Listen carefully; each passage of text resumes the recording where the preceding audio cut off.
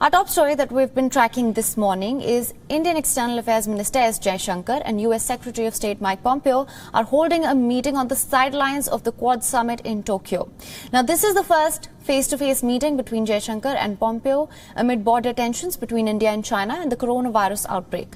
The talks come as Washington and New Delhi prepare for the third 2+2 dialogue, which is expected to be held later this month. Earlier, Pompeo said that the Quad nations will be making some significant announcements at the summit. The foreign ministers of all Quad countries, that is India, Japan, US and Australia, will also be meeting in Tokyo later today. In a press release, the Indian Ministry of External Affairs said that the leaders will discuss the post-COVID world order and the need for a coordinated response to various challenges emerging from the pandemic. And for more on this now, WION's principal diplomatic correspondent, Siddhant Sibal, is live with us.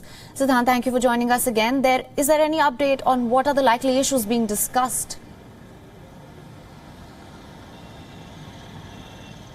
Well, it's just past 1:30 p.m. Local time in Tokyo, and the meeting has started. The meeting between the Indian External Affairs Minister and the US Secretary of State Mike Pompeo. And the big focus, of course, will be many things, whether it's the security aspect, whether it's the H-1B visa issue, or whether it is the Indo-Pacific, something that will be the top of the discussion and focus at the Quad Foreign Ministers meeting that will be taking place later today in Tokyo itself. But talking about the meeting between the Indian and the American foreign ministers, this meeting is underway right now, and this of course is the first in-person meeting between both the ministers amid the COVID pandemic and the tensions with China. We know that both the foreign ministers have been in touch with each other, especially after the Galwan incident, through various means, by telephonic conversation or virtual meeting between the two foreign ministers. But this meeting will give them the opportunity to discuss issues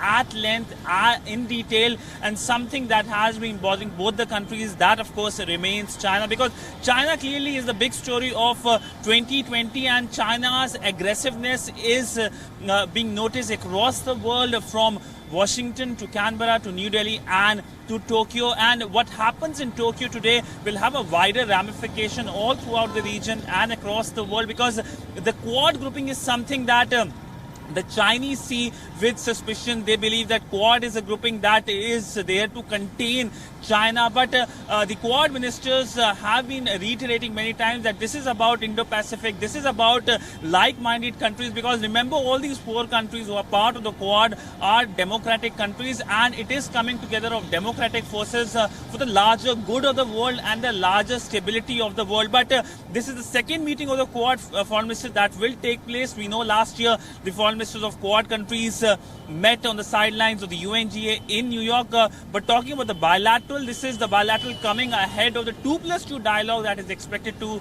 happen here in Delhi later this month, because the foreign minister or the US Secretary of State Mike Pompeo is expected to visit Asia again, this time not only New Delhi but perhaps Mongolia will be on the cards. But by and large, significant developments taking place across the world amidst a growing and aggressive China.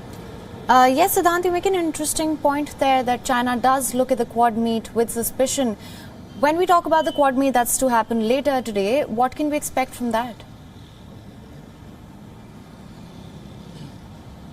Well, so far Quad has been not overestimating itself in terms of giving out joint releases. We have seen the movement being pretty slow in terms of engagement. There have been senior officials meeting. There have been releases by respective countries, but never ever Quad meeting has resulted in a joint statement. If this Quad meeting results in a joint statement, that will be a significant move or leap forward in terms of engagement between all four countries.